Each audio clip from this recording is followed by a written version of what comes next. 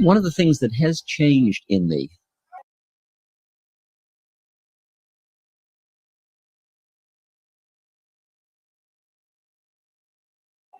is that I have begun to fall in love with the universe.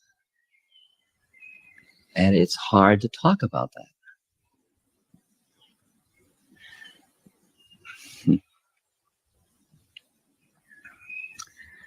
Let me read to you two poems.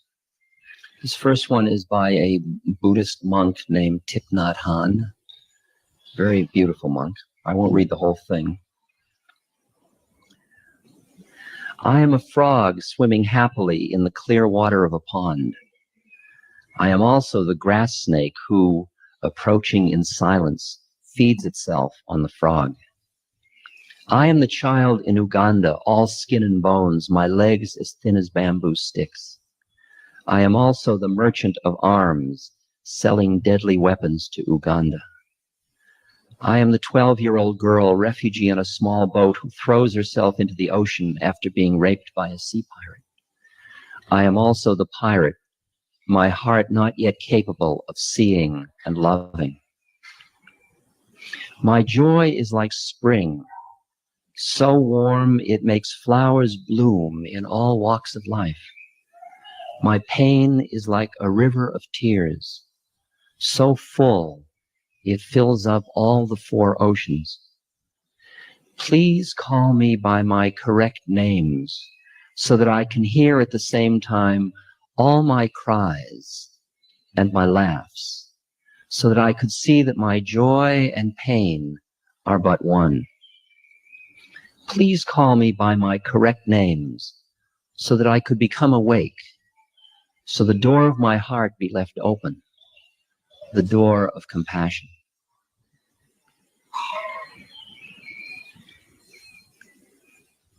All my names.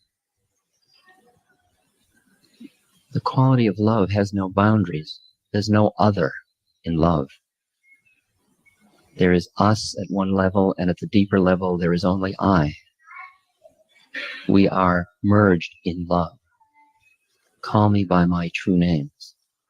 The other quote is still in dualism, but it's on the edge. It's a quote from the poet Kabir. Since the day when I met with my Lord, there has been no end to the sport of our love. I see with eyes open and smile, and behold his beauty everywhere. I utter his name, and whatever I see, it reminds me of him. Whatever I do, it becomes his worship. Wherever I go, I move round him. All I achieve is his service. When I lie down, I lie prostrate at his feet. Whether I rise or sit down, I can never forget him, for the rhythm of his music beats in my ears. Now, in the states of awareness, where you see there is one, there are no boundaries, there are no separatenesses. And then as that one starts to come into form as separate, you look at the separate forms it has taken with a quality of awe and wonder when you're looking from there. When you're looking from the point between what's called the form and the formless, right at the edge, and you look down at form, or out at form, or up at form, there's no direction. You look at form, you see the absolute awful beauty of form. And you see, as Plato talks about it, the law that you appreciate as what you call God oftentimes is just all form in law. It's all lawfully related. It's called the Tao in Chinese, the way of things. It's the way in which all forms are related to all other forms. And you look and you see it's perfect. You can look in physics or chemistry or astronomy or astrology or psychology or music, or wherever you look, you begin to see that forms are related all to all other forms, all in lawful ways. It gets interesting when you get down to quarks or things like that, but everything above that, it looks pretty lawful. And there is an interesting term when you look at the way in which those things are all lawfully related. You say, it's perfect. My guru in India used to say to me, Ram Dass, don't you see it's all perfect? I'd say, perfect? Perfect? What about Bangladesh? What about Africa? What about tyranny? What about violence? What about greed? He said, don't you see it's all perfect? Can't you step back for a moment from your humanity to see the way of things? Can't you see the way it's all lawfully unfolding? The question is, have you the courage to see what you're seeing? Or does it seem to take away your humanity? Because when you look and you say it's all perfect, the problem is it's so impersonal. Somebody falls down in front of you and you say, karma. See, there's no warmth to it. But if you come down into your human heart, the pain is unbearable. Because there is so much suffering everywhere. And you look and there's rape, and there's child molestation, and there's ecological insensitivity, and there's tyranny, and there's terrorism, and there's, which one is it first? Starvation, the homeless, who is it? Where does your heart go first? And what most people do is they close their heart down and they armor it to protect it from the immense amount of suffering. They armor it with their mind, with thoughts, with a web or a net or a veil of thought that armors the heart so that they don't get hurt and overwhelmed by the immensity of the suffering. Because you know how when your child hurts, you give anything. And the quality of the heart is, the heart has no boundaries. My heart goes out to you is the expression. The heart will give. The heart doesn't know boundaries. The mind knows the boundaries. The heart says, here, take my automobile, take my apartment, take anything. And the mind saying, now, wait a minute, be reasonable. And there is an interesting dialogue that goes on within us. And so this armoring protects not only our hearts from the amount of suffering outside, but it protects our separateness from our heart, which would give away our separateness. It would give away everything. Give away everything. And so the interesting question is, how do you keep your heart open in hell? And what does it mean to be in love with the world? And what does it mean in action? What do you do? The answer lies again in the statement, at least the answer that I have found thus far, that there's nowhere to stand. That if you stand only in your humanity, it's unbearable. If you stand in the area of perfection, it's impersonal. If you get them both going at once, it is the root of what I understand true compassion to be about. It is something where, unlike Job, which questions God at some point, you do what you do because your human heart hurts and you want to do what you can to relieve the suffering of the people you love. And at the same moment, there's not a flicker in you as to it is all as it must be. I work with AIDS patients now. I do a lot of work with AIDS patients. And a fellow calls me and he just found he has AIDS, and he was a law student and all of his plans have now gone awry and his whole life has changed and he's frightened, and my heart, my human heart, cries with him. And so he hears there's a fellow human heart that's empathizing with him. At the same moment, there's another part of me that's just looking at the universe as it is and saying, yes, and this too, and this too. He has a new curriculum now. This is heavy work for his soul. He's going to do new work in terms of awakening. Because when you look at individuals from the level of soul or awareness or spiritual entityness, you see the entire earth plane and all the personality and all the physical things and the death and sickness and illness and all of it. You see it all as the curriculum of the soul. When you look at it from the personality point of view, it's horrible. And that seems so unfair, and suffering seems so cruel. And for you to hear the term suffering is grace, not that you would ask for it, but that when it comes your way, you work with it. You work with it as part of your spiritual journey of awakening. Because the only reason anybody suffers is because of the clinging of their mind. Starvation is just a certain set of pangs. The fact that you suffer when you starve is because of the mind's identification with the separateness. When Ramana Maharshi, the great saint in India, was dying, and his devotees were crying, Bhagwan, Bhagwan, don't leave us, don't leave us. He said, don't be silly, where could I go? I'm just dropping my body, it's no big deal. When you have that level of awareness, then the whole meaning of suffering changes.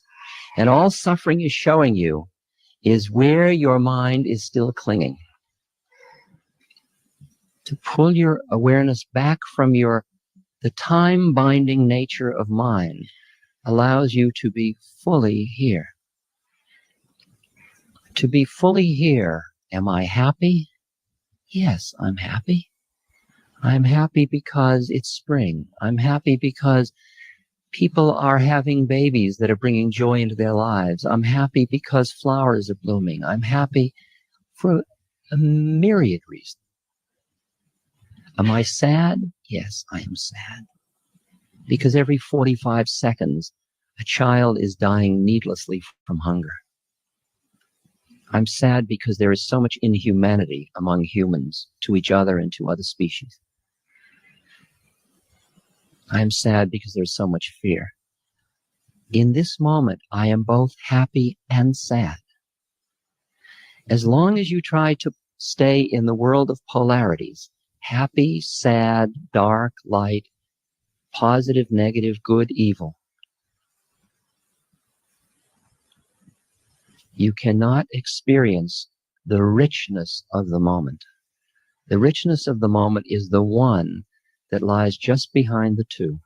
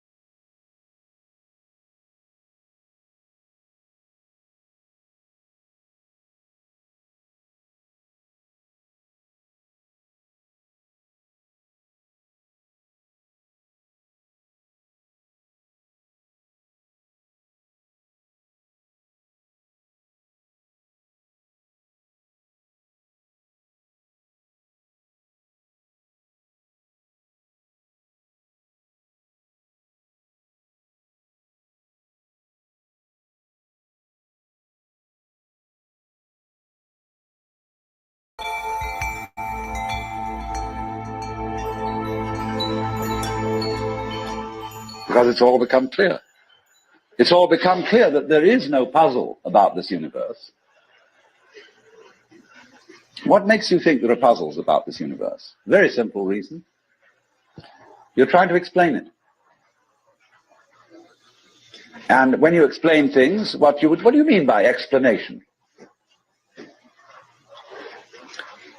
There are several meanings of explanation. There's really one basic meaning. But first of all, to be able to translate what is happening into terms of words or numbers.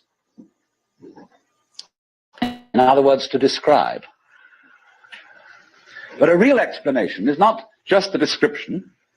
It's a description which enables us to control what we are describing. But didn't we see in the last session that to control the world is not really what we want to do?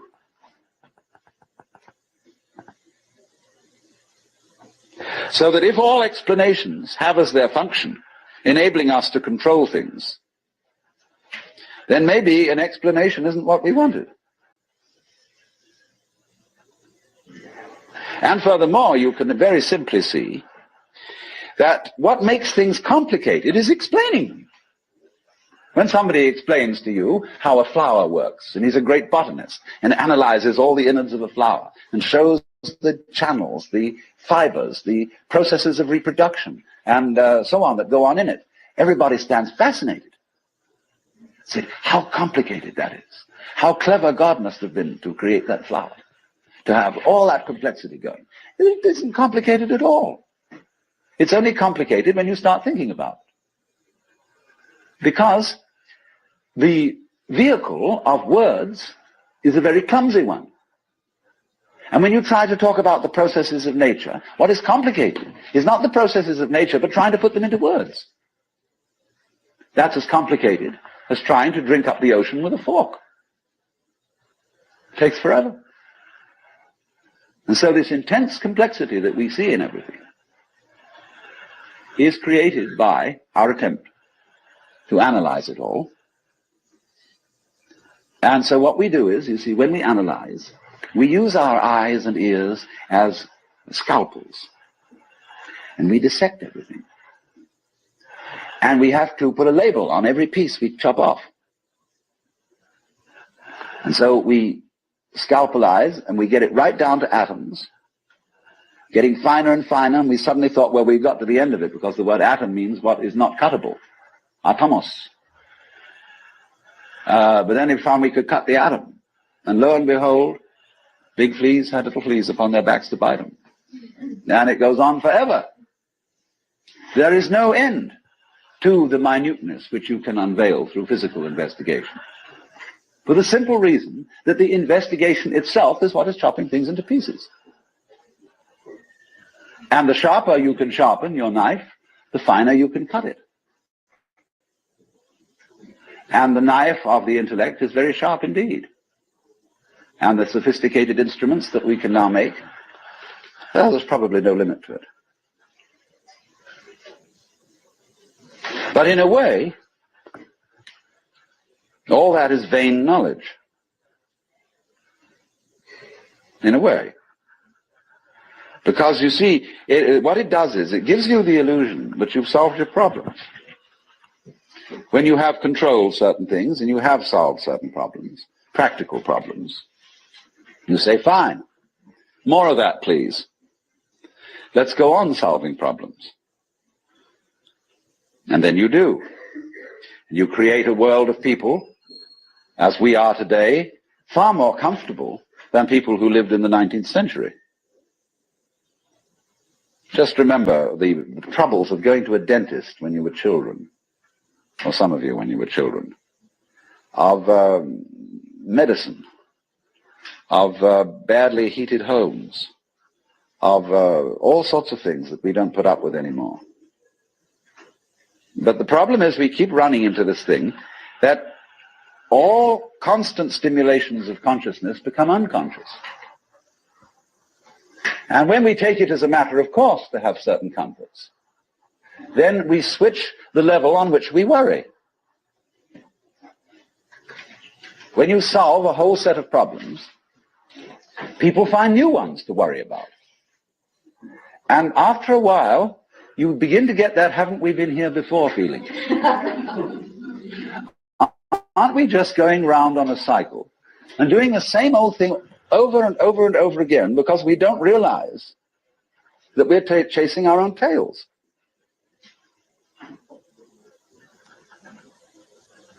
By an eternally recurrent process of not knowing who you are.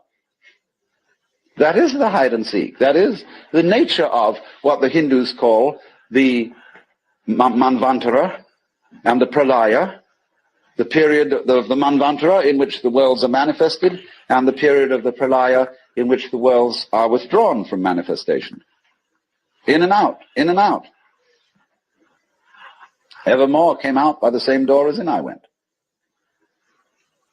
And the thing is to get to the point where you can see that you are doing that in every moment of your existence, with every tiny little atom of your body. You now, at this minute, you see, are the whole system of inning and outing.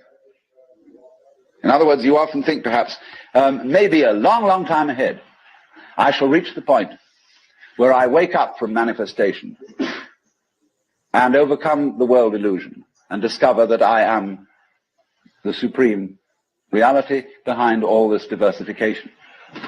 My friends, there is no diversification.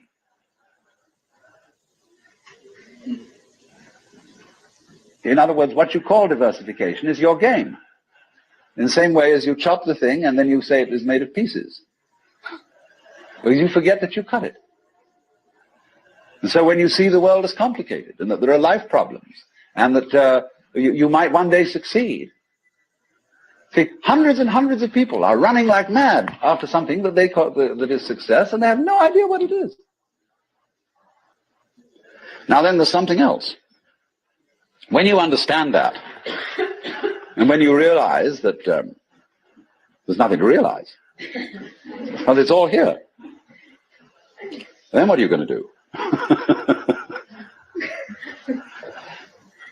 It's like when a child is pestering father or mother with all sorts of questions. They finally get down to the deepest metaphysical problems. They say, oh, shut up and eat your donut. And I wouldn't say that, you see, at this point. Because life, as one looks at it, you see, is in fact a celebration of itself. When you look out at night at the stars and you really wonder, good God, what is all that about? Well, it's a firework display. And it's celebrating High Holy Day. It's whoopee. And the whole world is whoopee. It's a kind of exuberance. And therefore, you realize what a great thing it is. And what a great thing it is not to dissect the world with your analytical intellect. To be able to look out at the water or the trees or at the floor and the light on it in front of you without calling it light or floor or trees or thinking that it has parts or thinking that it's complicated. It isn't.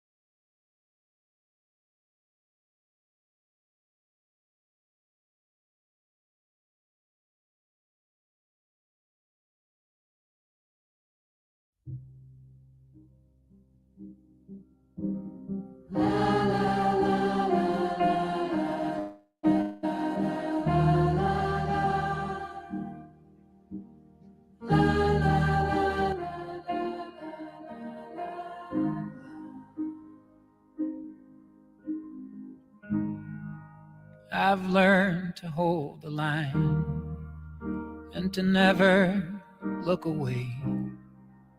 I've taught myself the lies that will get me through the day, and nothing ever lasts but the pain that circulates through the chasms of our past and the breaths we dare to take.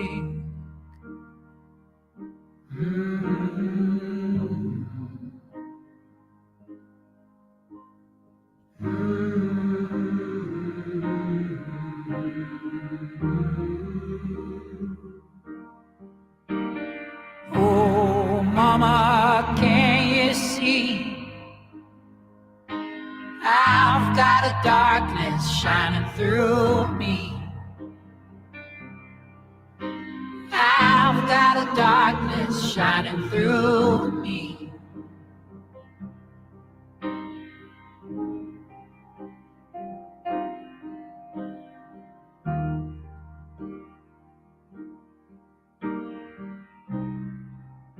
I've learned to hold the weight of this mirror to the sky, but I've taught myself the sense of never asking why.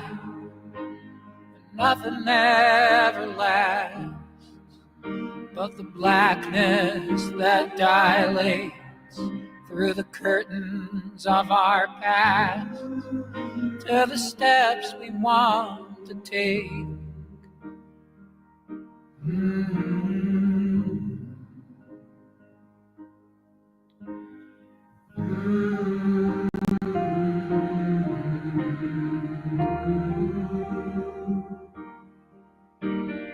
Oh, mama, can you see? I've got a darkness shining through me. I've got a darkness shining through me. Oh, mama, can you see? I've got a darkness shining through me. I've got a darkness shining through me.